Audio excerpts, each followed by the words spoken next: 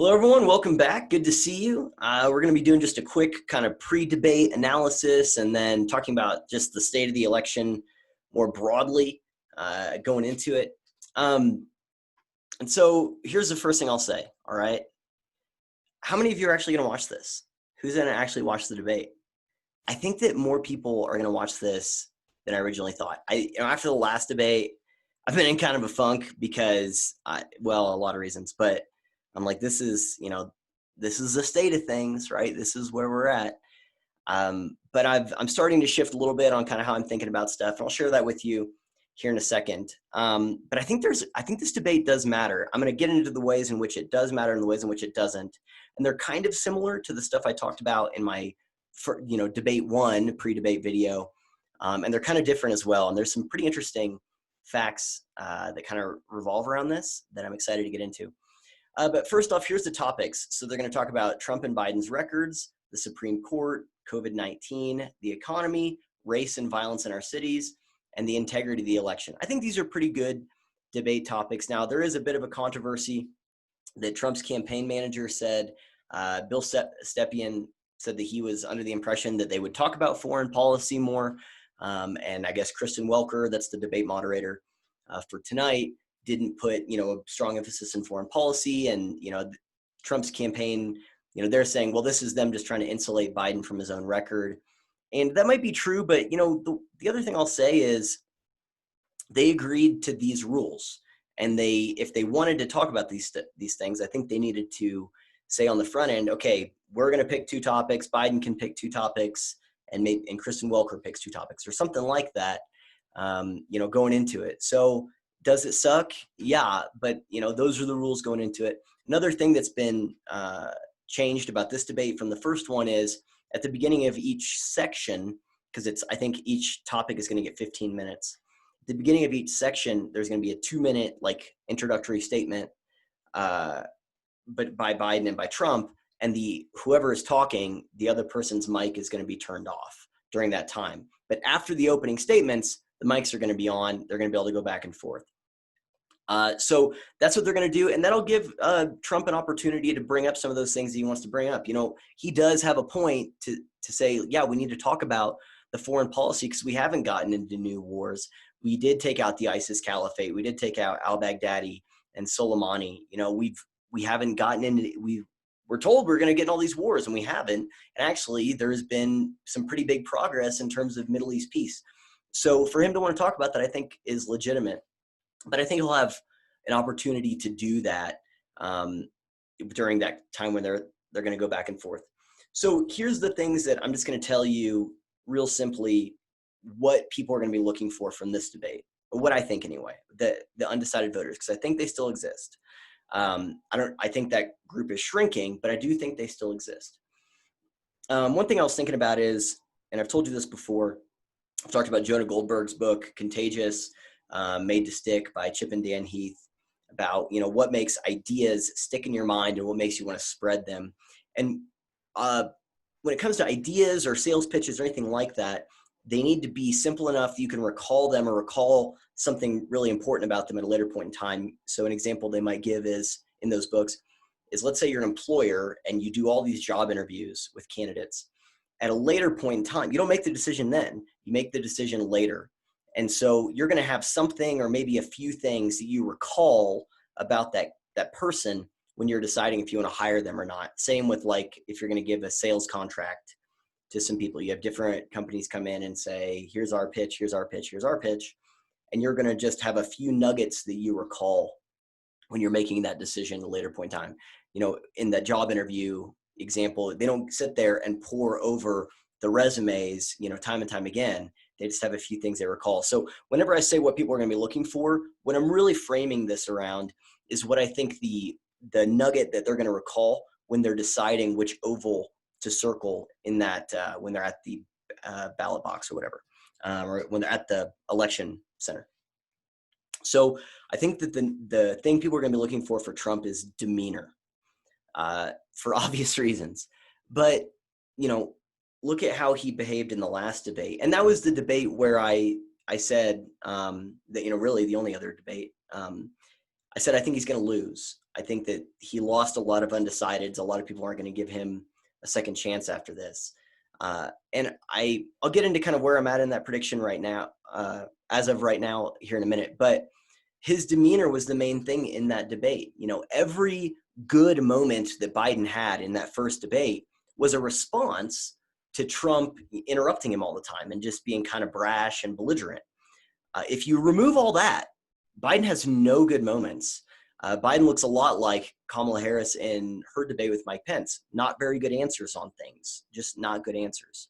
So Trump needs to he needs to tone it down. He did a better job with when he talked to, what's her name, Savannah Guthrie in that town hall where she was very hostile towards him. And I think he did a pretty good job of tempering himself more during that. I think he needs to bring that into the debate tonight. You know, Pence did a really good job threading that needle in his debate with Kamala Harris, where he would do that thing where he would kind of, you know, he would push and he would say, and he would go and say, yes, and I need to get this out. But then he would pull it back. He did a good job of knowing where that line is, where you can kind of go over a little bit, you can kind of interrupt some, but there's only so much patience for that kind of thing. And so I think he did a good job of towing that line, and hopefully Trump does that tonight. I watched an interview Jason Whitlock did with him for Outkick. I think they did that interview today or yesterday. I don't know. I posted it in my locals.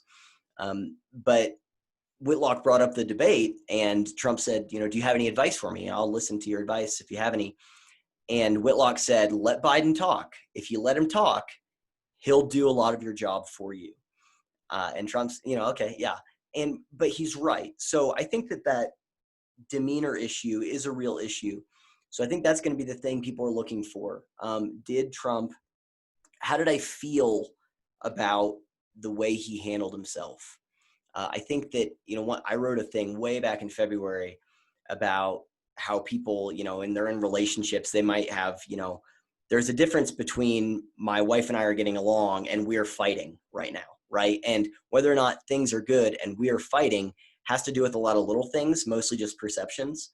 And so I think people going to the polls going to vote will think about, how do I feel about Trump, you know, and kind of a we're fighting kind of thing, or are things good? And a lot of that's going to hinge on his demeanor and their comfort level with just, you know, how his temperament looks tonight. And I think probably that 60 Minutes interview that he walked out of, we don't know a lot about it yet.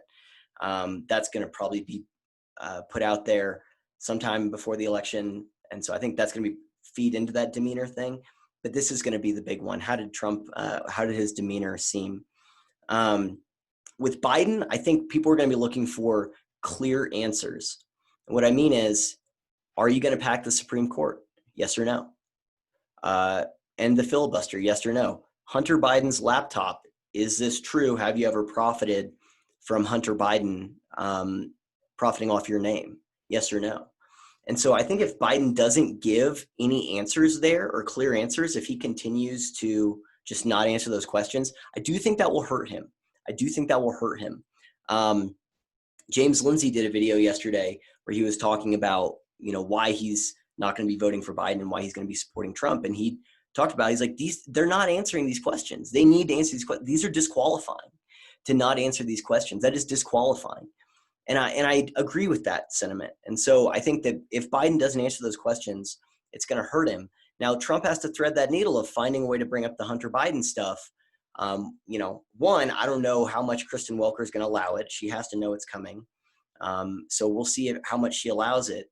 And two, you know, what kind of answer is Biden going to give? If he does not give the no, you know, a very clear answer on that, no, it's not real, or no, I've never anything like that. If it's this is a distraction kind of answer, then I think that's going to look bad. So I think people are looking for demeanor with Trump and clear answers from Biden, because the problem is that all leading up to maybe the last month or so, people have thought Biden was a known entity, right? They thought it was some return to normalcy, civility kind of thing.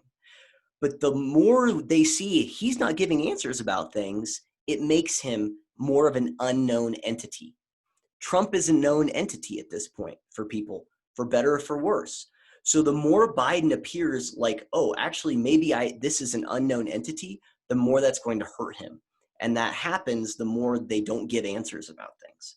So those are the things I think people are looking for. Trump's demeanor, Biden giving clear answers. We need to feel comfortable with Biden and we need to feel comfortable with Trump. And the way both sides do that is different. Comfortable with the demeanor, comfortable like I know what to expect out of you. I thought I knew what to expect. Maybe I don't. You need to make me feel comfortable and let me know that I actually do know what to expect. So let's talk about the state of the election so far, because I don't want this video to be very long because I want it to actually upload. So here is an interesting thing from September. Okay, so this is the beginning of September. People have talked about this before, but I kind of want to contrast this with where it's at now. So there was, at the beginning of September, they were saying, well, it's just be aware, it's going to seem like there's this Trump landslide, but it's actually going to be a red mirage. That's what they called it. It's a red mirage. I don't know if I can find it here, but oh yeah, here it is. The scenarios are going to be a red mirage. So there's going to be all these Trump voters showing up in person.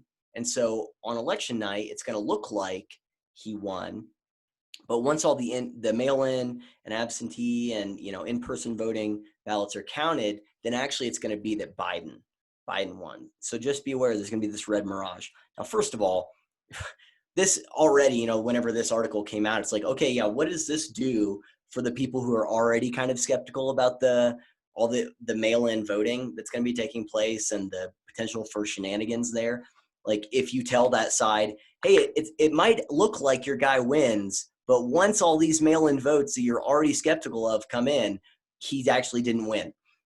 So there's a lot of problems with this anyway. But that's what they were saying, is that it's going to appear like a red mirage. Now, what do we know? So that was September 1st. So that was about, 6-7 weeks ago. Here's what NBC reported yesterday. 2 weeks until the election day, Democrats have a big lead in early voting. Results are closer in some battleground states, and state Republicans are banking on bigger turnout on election day. Now, hold on. So we were told in September that we would have the information we would have going into the election would be of a red mirage. But now NBC is saying, actually, Democrats have a big lead in early voting. And they give all these numbers. And it's actually pretty interesting. How many people have already voted in person in a lot of these states? There's a lot. So they do absentee and in-person early voting and mail-in voting, so on and so forth. And actually, as of when this was written a few days ago, it's about a quarter of the people that had already voted in 2016. So in 2016, I think it was something like 129 million people voted, something like that. You can check me on that. And here it's about 30 million have already voted. And my guess is that as of today, it's probably into the 30s, early 30s, something like that. And if that trend continues, by the time we get to election day, let's say you just double that. Okay, let's say we just double that. By the time we get to election day, probably over half of the country will have already voted, either in-person early voting or absentee by mail, whatever.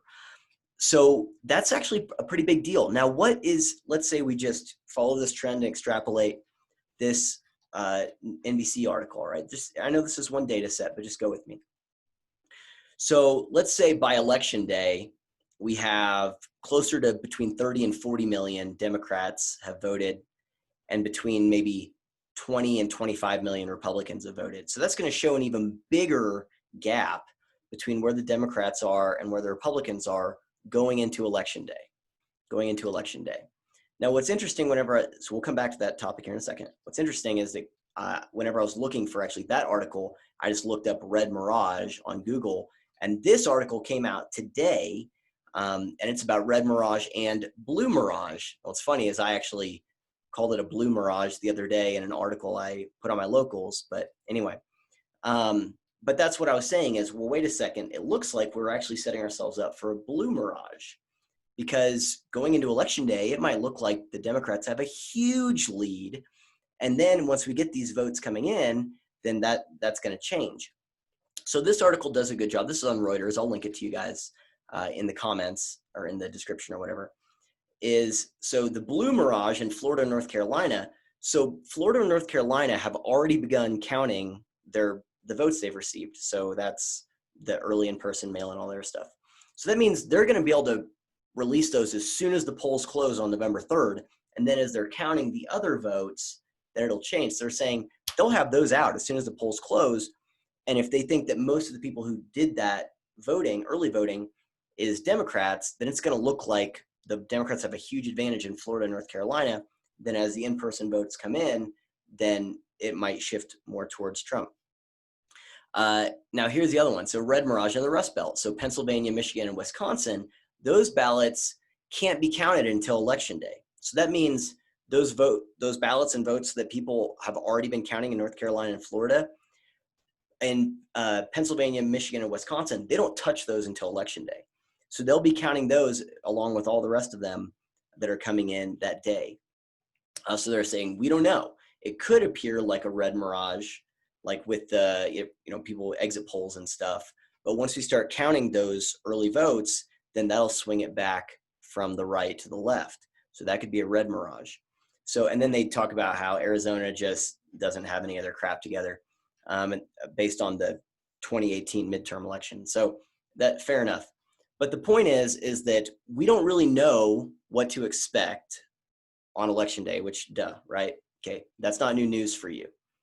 But if we just go on the things that we do know going into it, like this NBC thing, then that means that going into election day, people will probably have the perception that Democrats have a big early lead in terms of the voting already that's been tallied. So they'll have they can look at the polls, where polls stand right now. We're going to look at a few of those here in a minute, and say that lines up, right? So that checks out. So the votes already show that Biden should win. The polls show that Biden should win.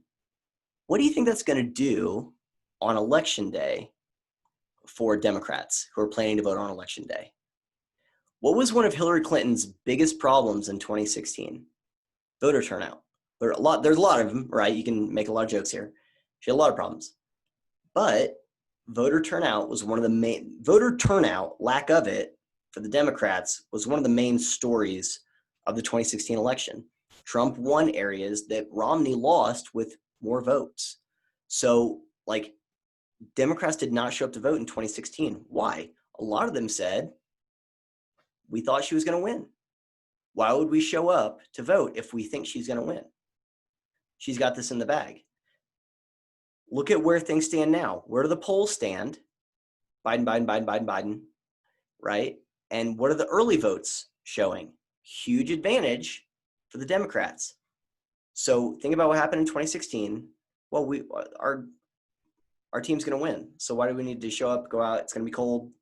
Lots of people. I don't want to get the Rona, right?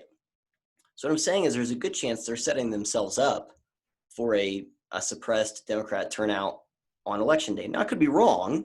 I think that it's not going to be as severe as it was in 2016. But my point is that the current situation is the same, right? The current situation is the same. Now, here's the other thing. Let's say you're on the fence about voting for Donald Trump, and you see, oh wow, my state, the Democrats have a big lead. And the closer we get to election day, the more I'm thinking about, who do I want to be in charge of the country?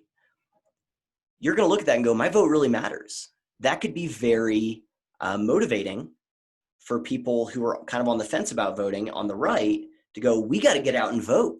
We got to show up. So the numbers of who's going to show up on election day are very much dynamic. And they're going to be influenced by a lot of things, right? Could be all the way down to how am I feeling that day? How's the weather, right? There's a lot of things. But one of those is how much does your vote matter? And if you're a Democrat going into election day and seeing, oh, we have a huge lead in early voting, great. We got this. Look at the polls, great. How much do you think your vote's going to matter?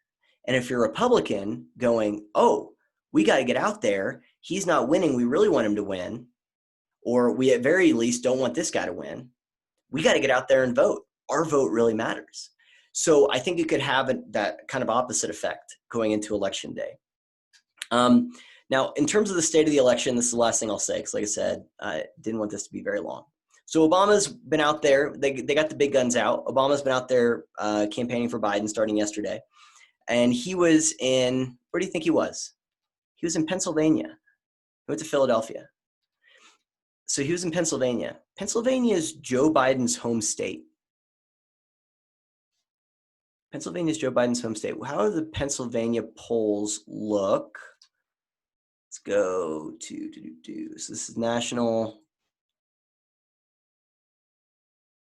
RCP has been very slow in loading. We'll just see if I can search by battleground states. Derp, that's going to be easier. Look at the Pennsylvania polls. Has Biden been behind at all? This is his home state. He's up by 5 points, according to the RCP average. This is where this race has been for them since May. And the trajectory, given this is as of just a few days ago, is sharp increase for Biden, sharp decline for Trump. Okay, you see it? See it right here? Okay. Why is Barack Obama starting his campaigning out there, stumping for Joe Biden in Pennsylvania? Does this look like a place that Biden should be worried about to you based on this information? His home state, right? Never behind in the polls. This is the trajectory. The current trajectory shows him going up and Trump going down. Why would you send your big gun there? Unless it was a lot closer than this. They look at this and they know something we don't know, is my point. And if Pennsylvania is a lot closer than they realize, then so is South Carolina, so is Virginia, so on and so forth. Let's go to Florida. That's where Obama's going next. This is from the Hill as of yesterday. He's going to campaign for Biden in Florida. Let's check Florida. Now, Florida's a little closer, right? So Trump was up in one poll, and then they were tied in another. So Florida's it's a closer race. But what's the trajectory again? Has Biden ever been down in Florida outside of this one poll here? And what's the trajectory? Look, Biden's going up, Trump is going down, based on the RCP average. Why is Obama going to Florida next? Now, I get it. Okay, I know these are important states. Pennsylvania is an important state. Florida is an important state. Michigan, Wisconsin, Ohio, so on. Okay, I get that. My point is that this election is clearly a lot closer. That's what this tells me anyway. That this election is a lot closer than we realize, which means that the debate tonight matters more than we realize. Okay, and just a little bit of evidence here saying, why are they sending Obama to Pennsylvania, Joe Biden's home state that he's never been behind in the polls? It's the first place Obama goes. And my guess is he's going to go to Wisconsin. He's going to go to Michigan. He's going to go to North Carolina, and so on and so forth. Because those are the swing states. But I'm just saying, I think it's a lot closer than we realize. And my prediction that Trump is going to lose, that I made after the first debate, I think I still stand by that. Okay. But I will say my confidence in that prediction has been going down pretty much every day for probably the last week or so, And it continues to go down as I see things like this, because the race is tightening. Okay. Anyway, so that's kind of my thoughts for tonight. The last thing I'll say, again, remember, Trump, it's going to be demeanor. Biden, it's going to be clear answers. There are still people on the fence. There is movements shifting both ways. We have young evangelicals, I think, going to be voting Democrat in larger numbers than we've ever seen. And we have Latino and Black voters are going to be voting Republican in numbers that we haven't seen before. We've got lots of people going voting ways they've never done before in this election. So it's hard to tell, but it's closer than we realize, which means tonight matters more than we probably realize, more than I probably give it credit for, to be honest. So that's it. Let me know in the comments if you think I'm wrong, think I'm crazy. We can always go back and test this, see how it goes. I'm going to be doing a live stream. I haven't figured out how we're going to do this, but I want to do a live stream tonight, and mostly because I want to pilot it for potentially doing a live stream on election night. We'll see. I don't know if I have the stamina for that. So anyway, but you can check that out. Follow me on Twitter to get that information. That's at My Mundane Mind. On Locals, returntoreason.locals.com. The community's been really blowing up lately. It's been awesome. Loving the conversations taking place over there. Please go check it out. If you haven't already, YouTube, obviously, Return to Reason. Medium, ThinkSpot, so on and so forth, all those other places. You know the thing. So that's it. I will see you guys tonight, I suppose. How do I stop recording this? There it is. I should probably figure that out, huh? Yeah, I'll see you guys tonight, and thanks for watching.